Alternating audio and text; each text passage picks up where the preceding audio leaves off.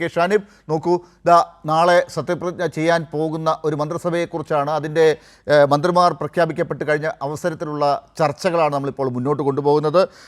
എല്ലാം സംശയദൃഷ്ടിയോടുകൂടി കാണേണ്ട കാര്യമൊന്നുമില്ല. പ്രതിപക്ഷവും വളരെ പോസിറ്റീവായി തന്നെയാണ് ഞാൻ മനസ്സിലാക്കുന്നത്. നാളെ പ്രതിപക്ഷ നേതാവ് ആയിട്ടുള്ള ശ്രീ പിണറായി വിജയനും ആ സത്യപ്രതിജ്ഞാ ചടങ്ങിൽ പങ്കെടുക്കുന്നുണ്ട് എന്നുള്ളത് തന്നെയാണ്. അപ്പോൾ ആ അർത്ഥത്തിൽ ഈ പുതിയ മന്ത്രിസഭയെ മുന്നോട്ട് നോക്കിക്കാണുമ്പോൾ ഇപ്പോൾ കണ്ട കാഴ്ചകൾ എന്ത് തരത്തിലുള്ള പ്രതികരണമാണ് താങ്കളിൽ നിന്നുണ്ടാക്കുന്നത്? തീർച്ചയായും നാളെ സത്യപ്രതിജ്ഞ ചെയ്യാൻ പോകുന്ന ഒരു സർക്കാരിനെ കുറിച്ച് ഒരു മുൻവിധിയോടുകൂടി നമ്മൾ കാണേണ്ടതില്ല എന്ന് തന്നെയാണ് എൻ്റെയും അഭിപ്രായം. എന്നിരുന്നാലും ഇവിടെ നേരത്തെ ഡോക്ടർ ലാൽ പറഞ്ഞതുപോലെ പൊതുസമൂഹത്തിൽ ചർച്ചയാകുന്ന ചില കാര്യങ്ങൾ അതൊക്കെയാണ് അങ്ങ് ചൂണ്ടിക്കാണിച്ചത്. എന്തായാലും നാളെ സത്യപ്രതിജ്ഞ ചെയ്യാൻ പോകുന്ന ഗവൺമെൻറ്റിന് എല്ലാ ഭാവുകങ്ങളും എല്ലാ ആശംസകളും നേരാൻ ഞാൻ ഈ അവസരം ഉപയോഗപ്പെടുത്തുകയാണ്. എന്നാൽ ഒരു പ്രശ്നവുമില്ല എന്ന മട്ടിൽ ചില കാര്യങ്ങൾ പൊതിഞ്ഞു പിടിക്കാൻ ശ്രമിക്കുമ്പോൾ നമ്മൾ നാടിൻ്റെ ഭരണസാരഥ്യം ഏറ്റെടുക്കാൻ പോകുന്ന ഒരു ടീമായി നിൽക്കുന്നു എന്ന് അവകാശപ്പെടുന്ന UDF-ന് ആ ടീം രൂപീകരിക്കുന്ന ഘട്ടത്തിൽ തന്നെ അതിനകത്ത് കൃത്യമായ ധാരണയോടുകൂടി ഈ ടീം രൂപീകരിക്കാൻ സാധിച്ചിട്ടുണ്ടോ എന്നുള്ളത് ഒരു തർക്കമായി നമ്മുടെ സമൂഹത്തിൽ നിൽക്കുന്നു എന്നുള്ളതാണ്. നമ്മൾ വരും ദിവസങ്ങളിൽ ഇതിൻ്റെ പ്രവർത്തനങ്ങളും ഈ ഗവൺമെൻറ്റിൽ സർക്കാരിൽ ഭാഗമായിട്ടുള്ള മന്ത്രിമാരുടെ പ്രവർത്തനങ്ങളും മറ്റു കാര്യങ്ങളുമൊക്കെ വിലയിരുത്തി തന്നെയാണ് കൃത്യമായ ഒരു വിശകലനത്തിൽ ഒരു കൃത്യമായ ഒരു അഭിപ്രായം രേഖപ്പെടുത്താൻ സാധിക്കുള്ളൂ. എന്നിരുന്നാൽ പോലും അങ്ങ് തന്നെ സൂചിപ്പിച്ചതുപോലെ ഇപ്പോൾ പ്രാതിനിധ്യ ജനാധിപത്യമാണ് നമ്മുടെ രാജ്യത്തുള്ളത്. എന്ന് വെച്ചാൽ നമ്മുടെ ജനപ്രതിനിധികളായി ജനങ്ങൾ വോട്ട് രേഖപ്പെടുത്തി ജനപ്രതിനിധികളായിട്ട് വരുന്ന ആളുകൾ അവരാണ് സർക്കാരിനെ തിരഞ്ഞെടുക്കേണ്ടത്, മുഖ്യമന്ത്രിയെ തിരഞ്ഞെടുക്കേണ്ടത്, പിന്നീട് മുഖ്യമന്ത്രിയാണ് വകുപ്പുകൾ വീതം വയ്ക്കേണ്ടത്.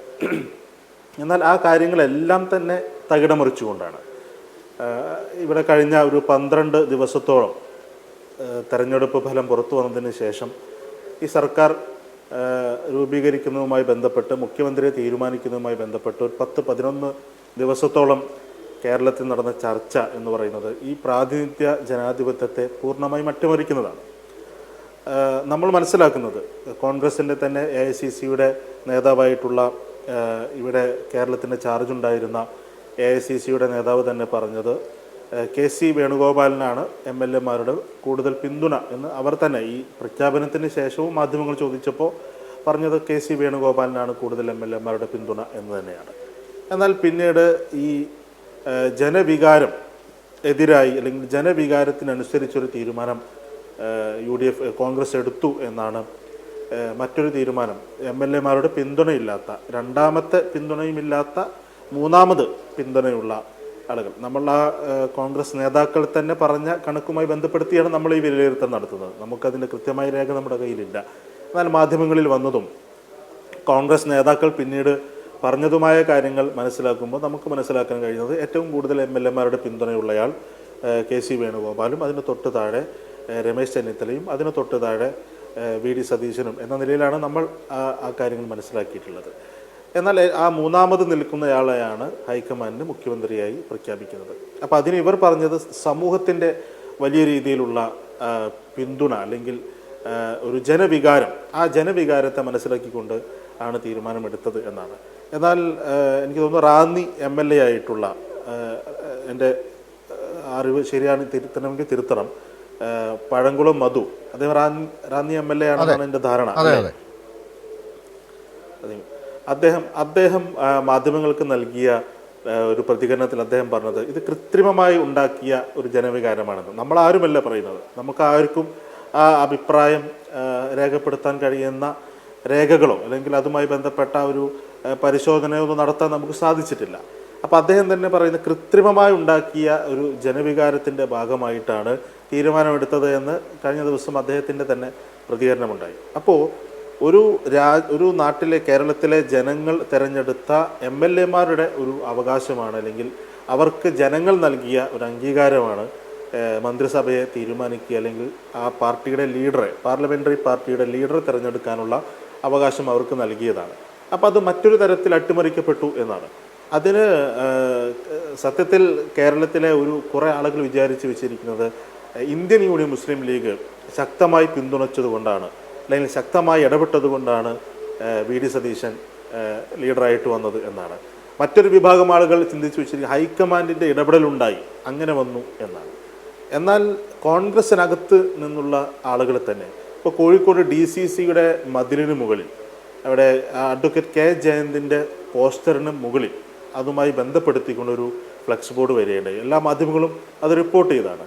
അതിൽ വി ഡി സതീശൻ ഈ തെരഞ്ഞെടുപ്പിൻ്റെ ഫലം വരുന്നതിൻ്റെ ഏതാനും മണിക്കൂറുകൾക്ക് മുമ്പ് അദാനി ഗ്രൂപ്പിൻ്റെ ചെയർമാനുമായി ചർച്ച നടത്തുന്നതുമായി ബന്ധപ്പെട്ട വാർത്തയും ഫോട്ടോയും, അതിന് താഴെ ഈ പറയുന്ന കോൺഗ്രസ് പ്രവർത്തകർ, കോഴിക്കോട്ടെ കോൺഗ്രസ് പ്രവർത്തകർ എന്ന് പറഞ്ഞുകൊണ്ട് ചോദിക്കുന്ന ഒരു ചോദ്യം, എന്തിനാണ് തെരഞ്ഞെടുപ്പ് റിസൾട്ട് വരുന്നതിന് മുമ്പ് അദാനി ഗ്രൂപ്പുമായി നടത്തിയ ചർച്ചയുടെ പിന്നിലുള്ള താല്പര്യം എന്താണ് എന്ന് കോൺഗ്രസ്സുകാർ ചോദിക്കുകയാണ്.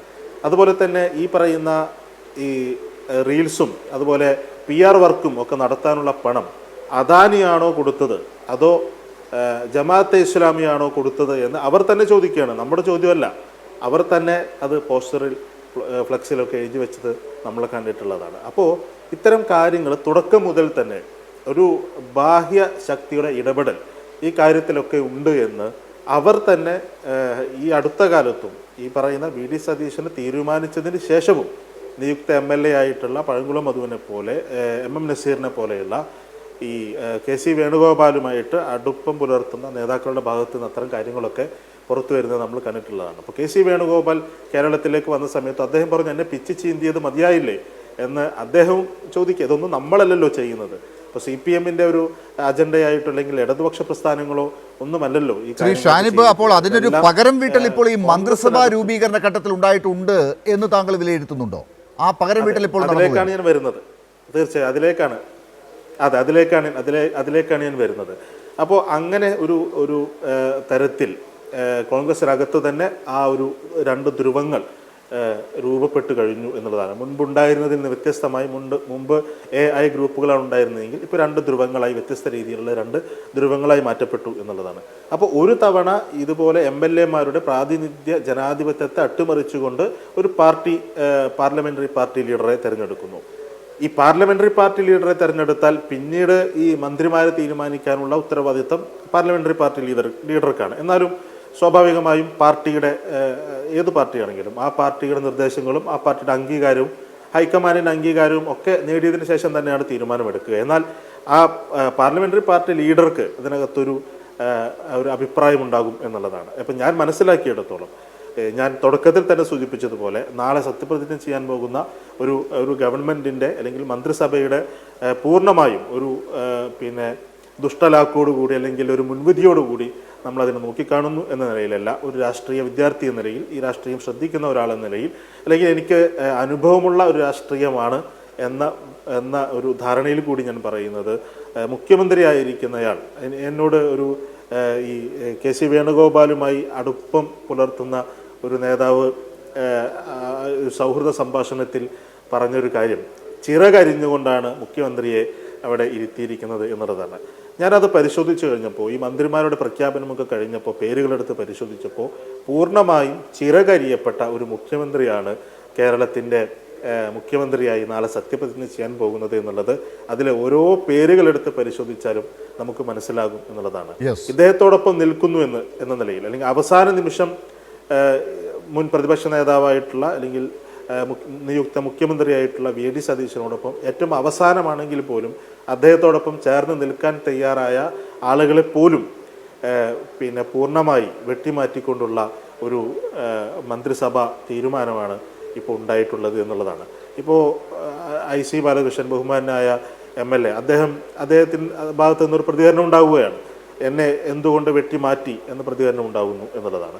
ചാണ്ടി ഉമ്മൻ ഒരു ഘട്ടത്തിൽ എന്തായാലും മന്ത്രിസഭയിൽ ഉണ്ടാകും എന്ന് റിപ്പോർട്ടുകളുണ്ടായിരുന്നു. എന്നാൽ അവസാന നിമിഷം വീണ്ടും അതിലിടപെടുന്ന ഒരു സാഹചര്യം ഉണ്ടാകുന്നു എന്നുള്ളതാണ്. അപ്പോൾ ഒരു കൂട്ടായ തീരുമാനമെടുക്കാൻ കഴിയാതെ ഒരു ബാഹ്യശക്തി ഈ മന്ത്രിസഭയ്ക്കുമേൽ, അത് ഈ പറയുന്ന AICC ജനറൽ സെക്രട്ടറിയുടെ ഭാഗത്തു നിന്നാണോ അതോ മറ്റേതെങ്കിലും താല്പര്യങ്ങൾ പ്രവർത്തിച്ചു കൊണ്ടാണോ എന്ന് നമുക്ക് ബോധ്യമല്ല. അത്തരം ചില താല്പര്യങ്ങൾ പ്രവർത്തിക്കുന്ന തരത്തിൽ ഈ ഗവൺമെൻറ്റിന് അല്ലെങ്കിൽ മുഖ്യമന്ത്രിക്ക് സ്വതന്ത്രമായി പ്രവർത്തിക്കാൻ കഴിയാത്ത ഒരു ടീമിനെ രൂപപ്പെട്ട് വന്നിട്ടുണ്ട്. എന്നിരുന്നാൽ പോലും എനിക്കറിയാവുന്ന നേരിട്ടറിയാവുന്ന ധാരാളം ആളുകൾ മന്ത്രിസഭയിലുണ്ട്. അവർക്കും എല്ലാവർക്കും എല്ലാവിധ ആശംസകളും ഇതോടൊപ്പം നേരുന്നതിന് വേണ്ടി ഞാൻ ഈ അവസരം ഉപയോഗിക്കുക. തീർച്ചയായിട്ടും.